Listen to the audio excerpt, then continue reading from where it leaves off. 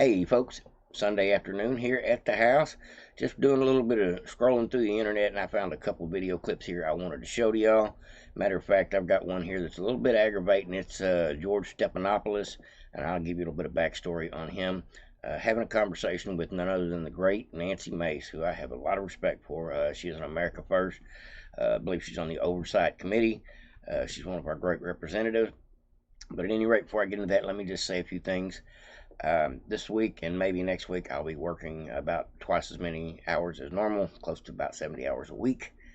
So I may end up doing some shorts to try to keep y'all informed, because I don't know how much time I'll have in the evenings to crank out little videos.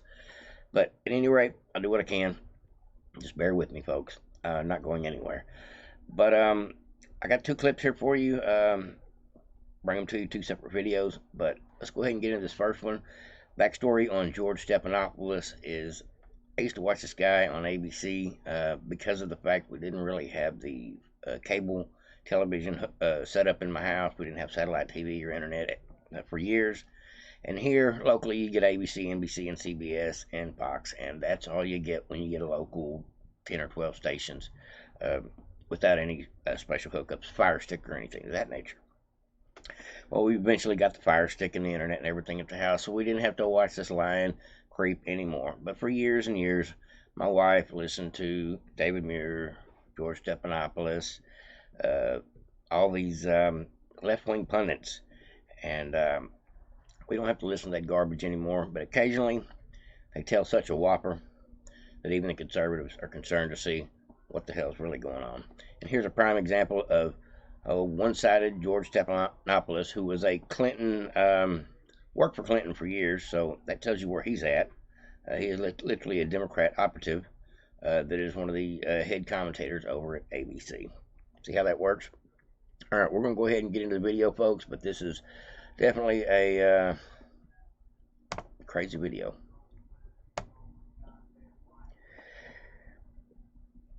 Nancy Mace says, I was brought on to talk to you about the 2024.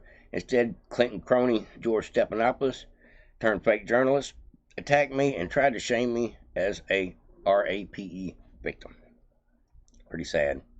I'm going to go ahead and blow this up, get started. It's kind of a long video, but this is why definitely women worth do not listening come to. forward. They are afraid. Congressman, thanks for joining us this morning. You've endorsed Donald Trump for president. Judges and two separate juries have found him liable for rape and for defaming the victim of that rape. How do you square your endorsement of Donald Trump with the testimony we just saw?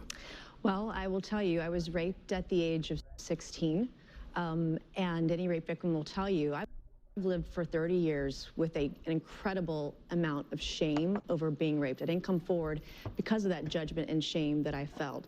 And it's a shame that you will never feel, George, and I'm not going to sit here on your show and be asked a question meant to shame me about another potential rape victim. I'm not gonna do that. It's actually not about shaming you. It's a question about Donald Trump. No, you are shaming me. You've endorsed Donald Trump for president. Right. Donald Trump has been found liable for rape by a jury.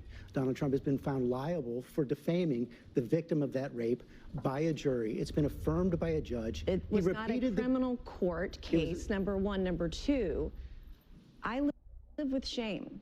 And you're asking me a question about my political choices, trying to shame me as a rape victim, and I find it disgusting. And quite frankly, E. Jean Carroll's comments when she did get the judgment, joking about what she was going to buy, it makes it harder for women to come forward when they make a mockery out of rape, when they joke about it. Doesn't it make it harder for women to come forward when they? It makes it harder when other women joke about it, and she's joked about it. I find it offensive, and I also find it offensive that you're trying to shame me with this question. I'm not trying to shame you at all. In fact, I have dealt with this for 30 years. You know how hard it was to tell my story 5 years ago when they were doing a fetal heartbeat bill and there were no exceptions for rape, incest, or rape or incest in there? I had to tell my story because no other woman was coming forward. No rape victims were represented. And you're trying to shame me this morning. I'm just asking. And I find it offensive, and this is why women won't come forward. Get him. Women won't come forward because they're defamed by those who perpetrate rape. Donald Trump they are judged and they're shamed, and you're trying to shame me this morning. I think it's disgusting. I'm not shaming you at all. I told my story. It took me 25 years to tell my story. I was judged for it. I still get judged for it today. I'm asking you a very simple question. And I answered it. You're shaming me for my political choices. I'm asking you a question about why you endorse someone who's been found liable for rape. It was not a criminal court. This was a civil court. It was a civil court. And by the way, she joked about the judgment and what she was going to do with all that money, and I find that offensive. I'm asking you but about as the man a rape victim who's been shamed for years now because of her rape, you're trying to shame me again by asking me this political question. You've repeated that again. I think it's offensive. As a woman, I find it offensive. For my political choices, I've endorsed the man that I believe is best for our country. It's not Joe Biden. And you looked at the dueling rallies yesterday in Georgia. Laken Riley's family was with Donald Trump. They weren't with Joe Biden. The same guy yesterday that apologized for calling her killer an illegal, who wasn't illegal. And here you are trying to shame a rape victim. I find it disgusting. I mean, you keep saying I'm shaming you. You are. The question, it is. How is the question asking you about a presidential candidate who's You're asking a rape victim. And there's no question about that. And you've courageously talked about that. Because I've been raped. I think that's disgusting. No, I'm questioning your political choices because you're supporting someone who's been found liable for rape. Actually, I'm not trying to. You are. That's exactly what you're doing. You're not answering the question. I think it's disgusting. Well, you're welcome to say that, but you have to answer the question. Why are you supporting someone who's been found liable for rape? I just answered your question. What is the answer? He was not found guilty in a criminal court of law.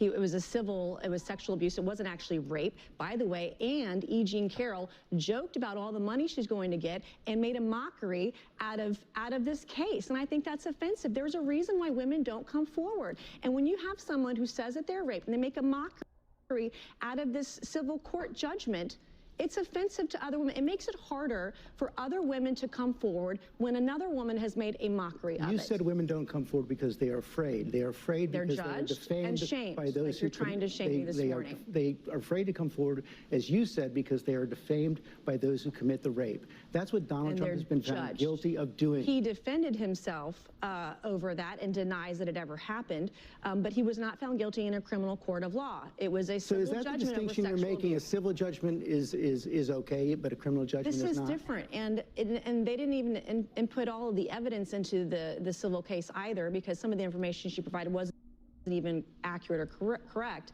But to sit here and ask me as a rape victim to try to shame me for my political choices is wrong, and I think it's offensive. You can repeat that again and again and again. And I'm going to, because I find it deeply offensive. You don't find it offensive that Donald Trump has been found liable for rape? I find it offensive as a rape victim that you're trying to shame me for my political choices. Stand your ground. I've said again repeatedly, E. Jean Carroll has made a mockery out of rape by joking about it. I don't find that funny. Well, rape is not funny. You've made it rape perfectly is clear. Serious. You've made it perfectly clear. Rape You're comfortable. Is serious. It is serious. It's not funny, and it shouldn't be made a mockery of. But if you want to defend a woman who made a mockery out of rape, then you go ahead and do that. I'm not going to do that. Well, actually, what you're doing is defending a man who's been found liable for rape. I don't understand how you can do that. Not in a criminal court of law. This was a civil judgment over sexual abuse, not rape, by the way, and she made a mockery out of it. Can we pull up the Washington Post headline right there? In fact, it has been shown to be rape. The judge affirmed that it was in fact rape. Donald Trump was found to have committed rape. That's just a fact. That is a civil judgment, not a criminal court. They're two very different things, and you know better. Well, I just showed you. That's right. You know better. You show that you're very comfortable with what Donald Trump has done. And what you've done is offensive to women who've been raped. What you've done this morning is offensive. Well, we'll let the viewers decide about that. Let's talk about January 6th. You had just been sworn into Congress on January 6th. You voted to certify the election, and you said Donald Trump must be held accountable for the violence right after the riot. Let's show that. We've got to hold not only the president accountable and ensure that he doesn't hold office again in the future, but also we need to hold members of our Congress, even in my own party, accountable for the rhetoric and the actions that led up to Wednesday's events. You said he should never hold office again, so why are you supporting his run for president? Well, I listened to my voters. I listened to my voters in South Carolina, and they've moved beyond January 6th. I said my piece on January 6th. I was very clear about how I felt about it. And I also, as you stated, I voted to certify the Electoral College for every single state in the country. But something's happened between now and then, and that was Joe Biden. And I listened to my voters. They move on. They don't ask me about January 6th. Maybe that's what you in the media, you guys talk about in your cocktail parties, but voters are not talking about it.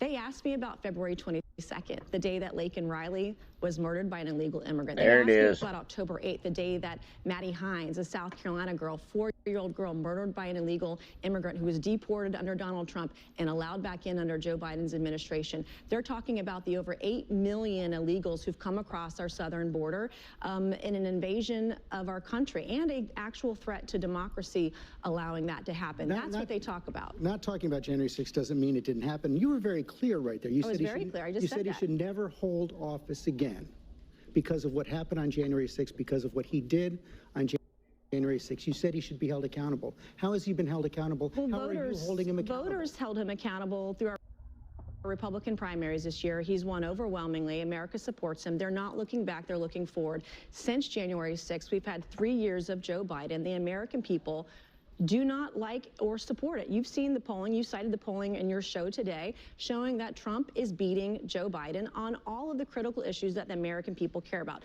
talking about immigration, the border, inflation, etc. He's very strong on those issues, stronger than Joe Biden, and I listen to my voters. I talk to South Carolinians every single day, and they support Donald Trump. He's going to win our state overwhelmingly in November. How have you held Donald Trump accountable for what he did on January 6th? The American people have held him accountable through the ballot box, just as they will hold Joe Biden accountable in November at the ballot box. And that's you will where continue to support him even if he's convicted of a felony? Well, here's the thing. You know, the court cases, the lawsuits, that has nothing to do with you or me, it doesn't affect the American people. The chaos that Joe Biden has created by having a wide open border affects every single American. We saw it affect Laken Riley's family on February 22nd. We've seen it affect Maddie Hines' family in South Carolina. We've seen the violence right here in New York in Times Square where illegal immigrants beat up 2 New York Police Department cops.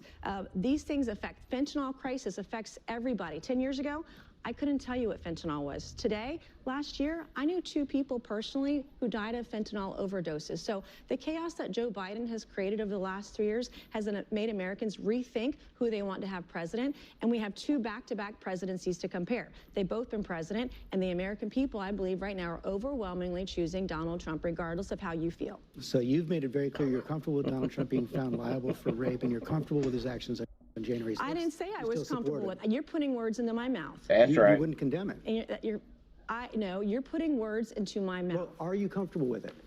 I support Donald Trump for president. So you're I just comfortable with endorsed it? him a few weeks ago. Even though he's been found liable for rape? In a civil judgment, not a criminal court case. But you go ahead and keep shaming women who've been raped. Good luck with that.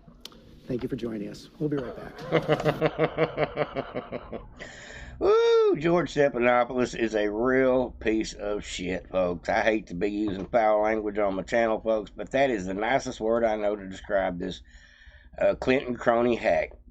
This is the guy that lied and protected Clinton. Still to this day doesn't want to talk about the Monica Lewinsky situation because he was part of the Clinton team at the time. Actually had an office right down the hall in the White House.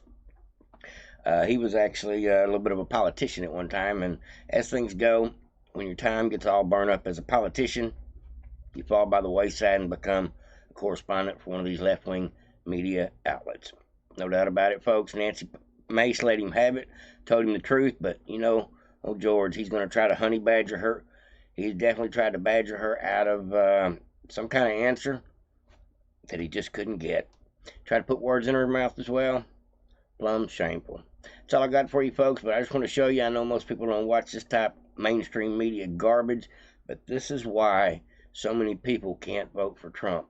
It's because they don't know that this guy here's a liar. Part of the problem, folks. I'm glad she come on his show, had the guts to come on his show, stand her ground, tell it like it is, and speak up for herself, rape victims, Trump, and the fact that George Stephanopoulos is a piece of shit, and she called him on it. I love it. I love it. Like, subscribe, and share to Vote of Patriots. Everybody have a great day. Over and out.